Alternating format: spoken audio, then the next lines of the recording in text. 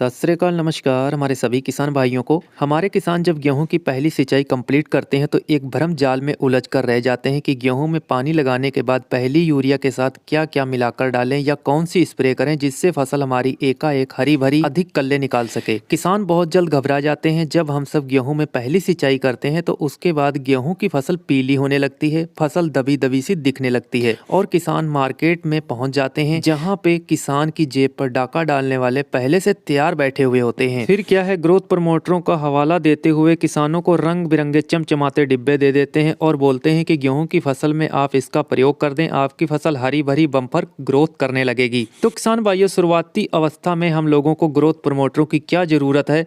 क्योंकि किसान भाइयों, अगर हमने नियोजन तरीके से संतुलित उर्वरकों का प्रयोग किया है अपनी फसल में, तो किसान भाइयों शुरुआती दौर में ही हम लोग अगर ग्रोथ प्रमोटरों का सहारा लेने लगे तो वह दिन दूर नहीं जब बीज को उगाने के लिए भी हम लोग ग्रोथ प्रमोटरों को डालना पड़ सकता है।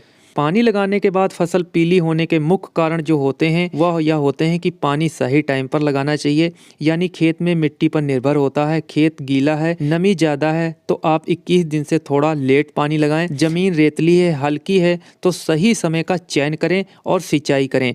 हल्की आप लोगों को सिंचाई करनी चाहिए, खेत में ज़्यादा देर तक पानी नहीं खड़ा रहना चाहिए। किसान भाइयों, ये एक मुख्य कारण होते हैं फसल पीली होने के। आज मैं आप लोगों को जो बताने वाला हूँ, आप लोग अपनी फसल में अगर प्रयोग करेंगे बहुत अच्छे रिजल्ट आप लोगों को देखने को मिलेंगे। अंत तक वीडियो को आप लोग जरूर देखें। जो किसान भाई नए हैं, पहली बार चैनल पर वीडियो देख रहे हैं तो चैनल को सब्सक्राइब कर लें, पास वाली घंटी को प्रेस कर लें जिससे आने वाले वीडियो आप लोगों तक समय से पहुंचते रहें। गेहूं बिजाई करते समय फास्फोरस आपने प्रयोग नहीं किया था किसान भाइयों, तब आप गेहूं की सिंचाई करेंगे तब आपकी फसल जो है पीली लाजमी पड़ जाएगी, फसल दबी दबी सी दिखेगी। इसलिए आप पहली सिंचाई से पहले 2 से 2.5 बैग सिंगल सुपर फास्फेट खाद प्रति एकड़ बिखेरें और सिंचाई गेहूं की फसल में कर दें। इसके जो बेनिफिट मिलने वाले हैं, पहला नंबर जो फास्फोरस है फसल को पूरी मिलेगी। सिंगल सुपर फास्फेट खाद में आपको सल्फर तत्व व दूसरा जो है कैल्शियम तत्व, यह दोनों आपकी फसल को मिलेंगे क्योंकि सल्फर व कैल्शियम दोनों फसल को हरा भरा रखेंगे। क्लोरोफिल पत्तों में मेंटेन होगी। सल्फर जो है जड़ों में फंगस,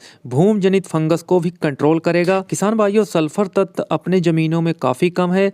इसकी बड़ी वजह यह है लगातार धान गेहूं की फसल ली जा रही है, फसल चक्र नहीं अपनाया जा रहा है। वह सिंगल सुपर फास्फेट खाद के मुकाबले दूसरी खादों का प्रयोग हम सब ज्यादा मात्रा में कर रहे हैं। हर साल खेतों में किसान भाइयों 1 क्विंटल जिप्सम का जरूर प्रयोग करना चाहिए। इस समय अगर आप जिप्सम का प्रयोग करना चाहते हैं, गेहूं की सिंचाई से पहले 1 क्विंटल प्रति एकड़ जिप्सम डाल सकते हैं और फिर किसान भाइयों आप सिंचाई कर सकते हैं। जिप्सम का प्रयोग सुबह के टाइम ओस में नहीं करना चाहिए। अब जो है इसके अंदर आप लोगों को सल्फर व कैल्शियम दोनों तत्व मिलेंगे। गेहूं में स्प्रे वाली जो सल्फर का प्रयोग किसान भाई करते हैं तो इसका रिजल्ट इतना कारगर नहीं किसान भाइयों मिलता है। मैंने आप लोगों को बुआई के समय भी बताया था कि बेंटोनेट सल्फर जो दानेदार आती है उसका प्रयोग करना चाहिए 10 किलोग्राम प्रति एकड़।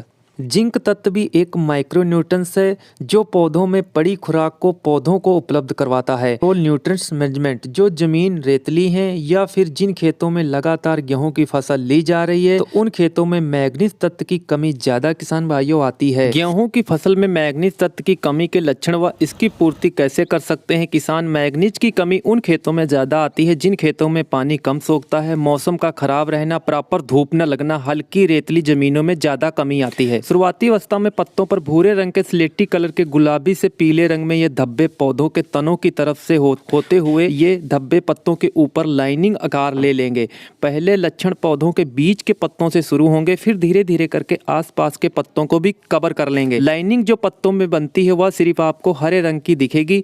जब बालियां निकलेंगी तो देखेंगे कि टेढ़ी दिखेंगी और पत्ते आपके जो है मुरझाए से और गिरे गिरे मरे से दिखने लगेंगे। आपकी फसल बहुत ही कमजोर दिखेगी। हल्की रेतली जमीनों में कमी ज्यादा आती है। पानी की निकास सही ढंग से ना हो उन खेतों में भी यह समस्या ज्यादा आती है। तो किसान भाइयों, आप लोग मैग्नीज की पूर्ति जरूर गेहूं की फसल में समय रहते करना होगा। 0.5% का घोल यानी 500 ग्राम आप लोगों को प्रति एकड़ प्रयोग करना होता है। 100 लीटर ताजे पानी में आप लोगों को स्प्रे करना है। इसके साथ में किसान भाइयों 1 किलोग्राम आप यूरिया का भी घोल बनाएं और इसके साथ में मिक्स करके अगर स्प्रे करते हैं तो अच्छे रिजल्ट रिजल्ट देखने को मिलते हैं। तो किसान भाइयों, जो मैंने आप लोगों को ये जानकारी छोटे से वीडियो में दी है कि आप लोगों की फसल पीली क्यों होती है, क्या कारण होते हैं, तो आप अगर प्रयोग करेंगे आपकी फसल हरी भरी होगी। कम खर्च में ग्रोथ प्रमोटर की कोई ज़रूरत नहीं होगी प्रयोग करने की। किसान भाइयों, इस वीडियो को और किसानों तक भी ज़रूर शेयर करें ज़्यादा से ज़्यादा।